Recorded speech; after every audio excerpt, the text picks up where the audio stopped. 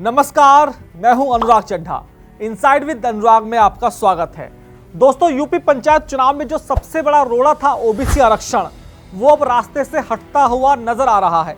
High court के सख्त आदेश के बाद अब खुद पंचायती राज मंत्री ओपी राजभर ने सामने आकर बता दिया है कि ओबीसी आरक्षण को लेकर सरकार का पूरा गणित क्या है, कमेटी कब बनेगी, आरक्षण कैसे तय होगा और प्रशासन की क्या तैयारी है।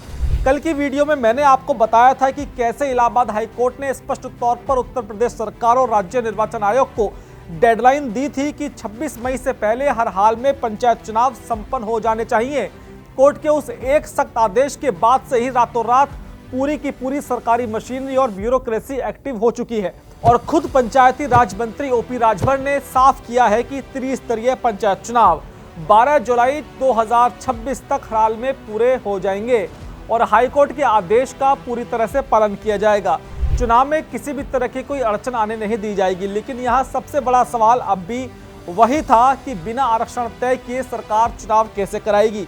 इसी को लेकर राजभर ने सरकार का पूरा मास्टर प्लान बता दिया है। राजभर ने जो सबसे पहले बड़ी बात कही है वो है कि अगली कैबिनेट बैठक तक ओबीसी आयोग बन जाएगा। 2011 की जनगणना के आधार पर ही चुनाव होना है, आरक्षण चक्रानुसार किया जाना है और चुनाव पुरानी व्यवस्था पर ही होंगे। अब इसके मायने क्या हैं? चलिए इसे गहराई से समझने की कोशिश करते हैं। जब भी पंचायत चुनाव आते हैं तो सबसे ज्यादा पेच ओबीसी आरक्षण पर ही फंसता है। कई जानकारों का मानना था कि अगर नया ओबीसी आयोग बनता है तो वह पूरे प्रदेश का नए सिरे से सर्वे करेगा। अगर नया सर्वे होता है तो उसमें महीनों का समय लग जाता है। आयोग को कम से कम 2 से 3 महीनों का समय देना पड़ता, जिससे चुनाव सर्दियों तक टल सकते थे। लेकिन मंत्री राजभर ने इस पूरी आशंका को सिरे से खारिज कर दिया है। उनके बयान का सीधा मतलब यह है कि सरकार कोई नया और लंबा सर्वे कराने के मूड में बिल्कुल नहीं दिखाई दे रही है और पिछड़ा वर्ग आयोग कोई नई गणित नहीं बिठाएगा। इसका मतलब है कि आयोग का गठन तो सुप्रीम कोर्ट और हाई कोर्ट की गाइडलाइंस का पालन करने के लिए किया जाएगा ताकि चुनाव किसी कानूनी पचड़े में ना फंस सके। लेकिन वह आयोग मुख्य रूप से पहले से ही मौजूद डेटा यानी 2011 की जनगणना के आधार पर ही अपनी रिपोर्ट को तैयार कर लेगा। इससे समय की भारी बचत होगी और जो काम 3 से 4 महीनों में होना था वह कुछ ही हफ्तों में पूरा कर लिया जाएगा। अब आप सोच रहे होंगे कि राजभर बार बार अपनी पुरानी व्यवस्था और 2011 की जनगणना का जिक्र क्यों कर रहे हैं। तो चलिए इसको भी थोड़ा सा डिकोड करते हैं। भारत में आखिरी बार जो आधिकारिक और पूर्ण जनगणना हुई थी वह साल 2011 में हुई थी। उसी जनगणना के आधार पर यह तय किया गया था कि किस गांव, किस ब्लॉक और किस जिले में किस जाति और वर्ग की कितनी आबादी है। उसी आबादी के अनुपात में ग्राम पंचायत, क्षेत्र पंचायत और जिला पंचायत में सीटें आरक्षित की जाती हैं। क्योंकि 2011 के बाद कोई नई जनगणना अभी तक नहीं हुई है, इसलिए सरकार के पास आधिकारिक तौर पर जातियों के आंकड़े 2011 वाले ही मौजूद हैं। अगर सरकार नया डेटा जुटाने बैठती तो घर घर जाकर सर्वे करना पड़ता। राजभर के बयान ने साफ कर दिया है कि सरकार उसी पुराने 2011 के डेटाबेस का ही इस्तेमाल करेगी। राजभर ने अपने बयान में एक और अहम शब्द का इस्तेमाल किया, आरक्षण का चक्र। अब इसे समझिए। चक्रानुक्रम का मतलब होता है एक के बाद एक बारी आना, यानी रोटेशन सिस्टम।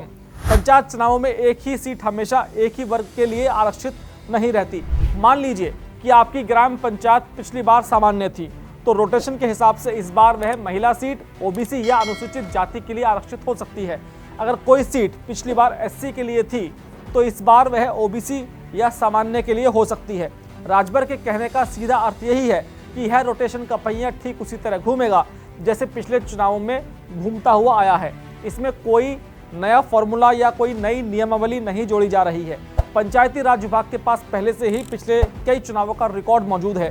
उन्हें सिर्फ ये देखना होगा कि पिछली बार कौन सी सीट किस वर्ग के खाते में गई थी और उसी हिसाब से अगली कैटेगरी को सीट अलॉट कर देनी चाहिए।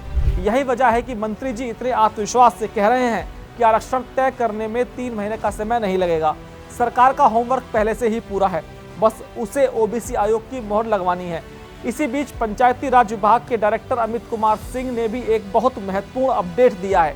उन्होंने बताया कि निदेशालय ने शासन को पंचायत चुनाव के लिए ओबीसी आयोग के गठन का प्रस्ताव भेज दिया है। इसका सीधा असर ये होगा कि अब जो भी अगली कैबिनेट होगी उसमें इस आयोग के गठन को हरी झंडी दे दी जाएगी। आयोग इस बात की समीक्षा करेगा कि ओबीसी आबादी का जो आरक्षण मिल रहा है वह न्याय संगत है भी या नहीं। चूंकि यह सब पुरानी व्यवस्था के तहत होना है, इसलिए आयोग जल्द ही अपनी रिपोर्ट सरकार को सौंप देगा और फिर इसी रिपोर्ट के आधार पर गांव, ब्लॉक और जिले की आरक्षण सूची जारी कर दी जाएगी। मंत्री राजभर ने यह भी स्पष्ट किया है कि प्रधान, जिला पंचायत सदस्य, ब्लॉक प्रमुख और जिला पंचायत अध्यक्ष, इन सभी के कार्यकाल अलग अलग समय पर खत्म होते हैं, लेकिन इन सभी के चुनाव एक साथ एक ही प्रक्रिया के तहत यानी कि 12 जुलाई 2026 तक संपन्न करा लिए जाएंगे। अब आप सोच रहे होंगे कि कोर्ट ने तो 26 मई की डेडलाइन दी है, तो राजभर कह रहे हैं कि 12 जुलाई तक चुनाव होंगे, यानी दोनों के बीच में करीब 1.5 महीने का अंतर है। तो इस बीच क्या होगा, तो मैं आपको बता दूं कि पिछली बार जो पंचायत चुनाव हुए थे उसके बाद ग्राम पंचायतों की पहली बैठक 27 मई 2021 को हुई थी। कानून के मुताबिक ग्राम पंचायत का कार्यकाल पहली बैठक के दिन से ठीक 5 साल का होता है। इस हिसाब से मौजूदा ग्राम पंचायतों का कार्यकाल 26 मई को समाप्त हो रहा है। मंत्री राजभर कह रहे हैं कि चुनाव 12 जुलाई तक संपन्न होंगे। इसका सीधा सा मतलब यह है कि 26 मई तक नई पंचायतों का गठन होना मुश्किल लग रहा है। अगर चुनाव मई में पूरे नहीं हो पाते तो 26 मई की आधी रात से मौजूदा ग्राम प्रधानों के सारे वित्तीय और प्रशासनिक अधिकार छीन लिए जाएंगे। ऐसे में गांवों का विकास कार्य न रुके, इसके लिए सरकार को गांवों में प्रशासकों की नियुक्ति करनी पड़ेगी। आमतौर पर यह जिम्मेदारी एडीओ, पंचायत या अन्य सरकारी अधिकारियों को दी जाती है। यानी जब तक चुनाव संपन्न नहीं हो जाते और नया प्रधान शपथ नहीं ले लेता, तब तक गांव की सत्ता अधिकारियों के हाथ में रहेगी। लेकिन दोस्तों, इलाहाबाद उच्च न्यायालय ने त्रिस्तरीय पंचायत चुनाव में हो रही देरी को लेकर बेहद कड़ा रुख अपनाया है और कार्यकाल को आगे बढ़ाने की किसी भी संभावना को खारिज कर दिया है। यही कारण है कि अब 25 मार्च की तारीख बहुत महत्वपूर्ण हो गई है। 25 मार्च को इस मामले की हाईकोर्ट में बहुत ही अहम सुनवाई होनी है। इसी सुनवाई में राज्य निर्वाचन आयोग और सरकार को, कोर्ट को ये समझाना होगा कि 26 मई और 12 जुलाई के बीच का यह जो अंतर है उसे सरकार कैसे मैनेज करेगी और चुनाव जल्द से जल्द कैसे संपन्न होंगे। इसी 25 मार्च की सुनवाई के दबाव में सरकार ने अपनी तैयारियां तेज कर दी हैं, क्योंकि सरकार को कोर्ट में अपना पक्ष मजबूती से रखना है। कोर्ट के इसी अल्टीमेटम ने सरकार को यह घोषणा करने पर मजबूर कर दिया है कि ओबीसी आरक्षण में कोई देरी नहीं होगी और सारा काम पुरानी व्यवस्था के तहत फटाफट निपटाया जाएगा। तो दोस्तों, कुल मिलाकर यूपी में पंचायत चुनावों की उल्टी गिनती शुरू हो चुकी है। ओबीसी आरक्षण का जो सबसे बड़ा पेज था उसे सरकार ने 2011 की जनगणना और रोटेशन सिस्टम का फॉर्मूला लगाकर सुलझाने का रास्ता निकाल लिया है।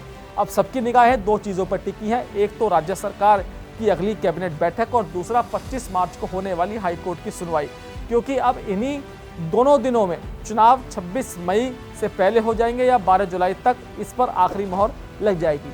दोस्तों, मेरा ये विश्लेषण आपको कैसा लगा कमेंट बॉक्स में जरूर लिखकर बताइएगा। साथ ही साथ मेरे चैनल को सब्सक्राइब करना बिल्कुल मत भूलिएगा। तो आपसे मुलाकात हुई किसी दूसरी खबर के साथ। नमस्कार।